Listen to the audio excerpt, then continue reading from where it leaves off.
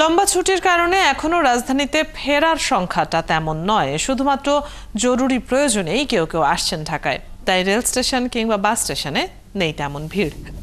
বিপরীতে এখনো ঢাকা ছাড়ছে মানুষ, যার বেশিরভাগই যাচ্ছে বিভিন্ন পর্যটন স্পটে। রাশেদা নিসের প্রতিবেদন।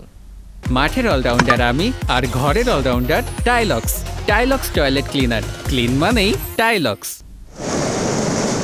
ঘড়ির কাঁটায় দুপুর 12:15। চাঁপাই নবাবগঞ্জ থেকে ঢাকায় এসেছে বনলতা এক্সপ্রেস। ঈদের ছুটি কাটিয়ে ফিরেছে মানুষ, শুধুমাত্র জরুরি প্রয়োজনেই রাজধানীতে আসছেন তারা। অনেক কষ্ট করে গেছি, ঈদের মধ্যে তো অনেক জ্যাম হয়, অনেক ভিড় হয়, সে মানে তাদের সাথে ঈদ কাটানোর জন্য আর কি গেছি আমরা বাসায়, তাদের সাথে ঈদ আনন্দ শেষ করার পরে আবার এখন কর্মস্থলে ব্যাক করলাম। আমার কাজ আছে ঢাকায়, এর জন্য আমি ঈদের পর রাজশাহী থেকে ঢাকাতে ব্যাক করতে হচ্ছে। খারাপ লাগাটা স্বাভাবিক, ফ্যামিলি, হোম ডিস্ট্রিক্ট, কারণ সবারই একটা হোম উইকনেস থাকে।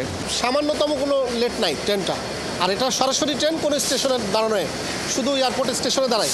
চাঁপাইনবাবগঞ্জ থেকে আসলাম। ঢাকা ছেড়ে যাওয়া যাত্রীদের সংখ্যাটাও কম নয়। যারা ঈদের ভিড় এড়াতে বাড়ি যাননি, তারাই যাচ্ছেন ছুটি কাটাতে।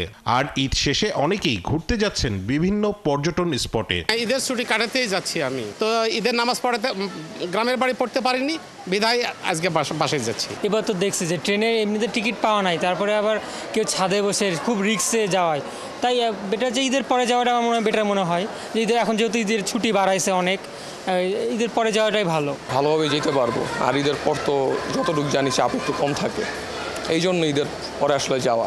তবে ভিন্ন চিত্র ঢাকায় ফেরা বাসগুলোতে। এদিন ঢাকায় আসা বাসগুলো ছিল অনেকটাই ফাঁকা। রাশেদ আনিস, ৭১, ঢাকা।